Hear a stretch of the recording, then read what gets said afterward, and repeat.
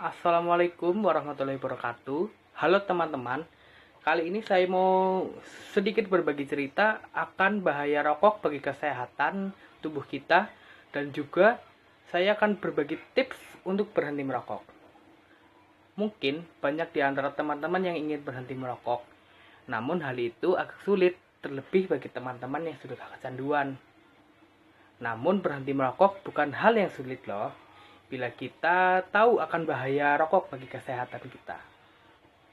Merokok merupakan penyebab kematian dini yang dapat dicegah. Perokok memiliki resiko tinggi untuk terkena penyakit kronis, seperti penumpukan lemak pada pembuluh darah arteri yang dapat mengakibatkan penyakit jantung koroner, serangan jantung, dan stroke. Secara keseluruhan, angka harapan hidup juga berkurang bagi orang yang memiliki kebiasaan merokok dalam jangka panjang. Dengan perkiraan usia akan berkurang 10-17,9 tahun. Lebih sedikit dibanding orang yang bukan perokok. Rokok mengandung 4.000 bahan kimia, 200 diantaranya adalah zat beracun, dan 43 diantaranya adalah penyebab kanker. Racun utama pada rokok adalah nikotin, tar, dan karbon monoksida. Nikotin adalah zat adiktif yang menimbulkan kekambuhan, yang mempengaruhi saraf dan peredaran darah. Zat ini mampu memicu kanker paru-paru yang mematikan. Lalu tar adalah substansi hidrokarbon yang bersifat lengket dan menempel pada paru-paru. Wah, nggak kebayang kan gimana jadinya kalau paru-paru kita sampai lengket akibat tar. Lalu selanjutnya adalah karbon monoksida. Karbon monoksida adalah zat yang mengikat hemoglobin dalam darah, sehingga membuat darah tidak mampu mengikat oksigen. Lalu efek racun. Efek racun membuat penghisap asap rokok mengalami risiko yang lebih besar dibanding yang tidak menghisap asap rokok. Rokok juga meningkatkan risiko kematian bagi penderita penyakit paru-paru dan gagal jantung, serta impotensi, lalu tekanan darah tinggi, terutama bagi wanita hamil. Bahaya rokok bukan hanya bagi perokok aktif, ada pula bahaya bagi perokok pasif. Kalian tahu nggak perokok pasif itu apa? Perokok pasif adalah orang yang tidak merokok, tetapi ada di sekitar atau dalam jangkauan asap rokok. Efek asap rokok bagi perokok pasif ada dua macam, yaitu efek langsung dan efek tidak langsung. Efek langsung itu seperti iritasi mata, batuk-batuk, pusing, dan mual-mual. Bagi penderita asma bisa menurunkan efek paru-paru. Efek yang ditimbulkan 3 kali lebih berbahaya dari perokok aktif. Lalu adapun efek tidak langsung. Perokok pasif memiliki peningkatan risiko terkena kanker sebanyak 25%. Pada bayi bisa mengalami sudden infant death syndrome atau kematian mendadak. Calon ibu bayi yang merokok atau terpapar asap rokok saat mengandung dapat menyebabkan berbagai kelainan saat melahirkan, seperti kekurangan berat badan, posisi janin yang tidak benar, dan kecacatan, dan lain-lain. Pada anak-anak, asap rokok dapat menyebabkan radang paru-paru, bronkitis, asma, infeksi telinga, dan lain-lain.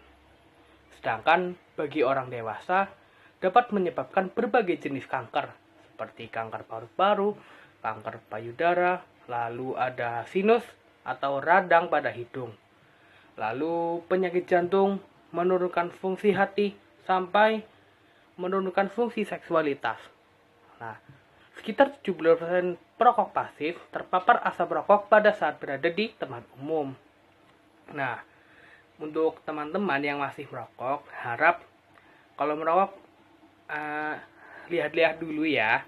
Kalau ada orang, ya ibu menyusui, ibu hamil, atau anak-anak, harap ya cari tempat yang lain ya. Nah, merokok dapat membahayakan hampir semua organ tubuh dan akan menimbulkan berbagai penyakit yang mempengaruhi kesehatan perokok secara umum.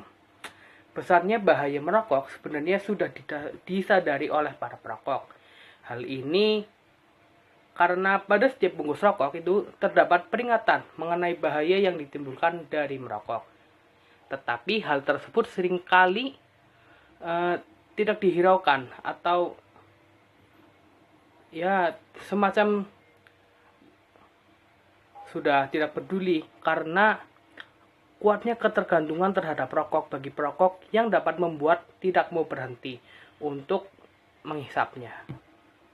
Dampak merokok itu ada dua macam. Pertama, dampak jangka pendek, dan kedua itu adalah dampak jangka panjang. Kira-kira apa aja sih dampak jangka pendek dan jangka panjang dari merokok? Dampak jangka pendek merokok pertama adalah denyut nadi dan tekanan darah meningkat. Kedua, nafsu makan menurun. Ketiga, sirkulasi darah kurang baik. Keempat, suhu ujung jari tangan dan jari kaki kita itu menurun. Lalu kelima, berkurangnya rasa pengecap dan membau. Keenam, menimbulkan kerusakan pada gigi. Sementara untuk dampak jangka panjangnya, merokok dapat membunuhmu secara perlahan dan tanpa disadari.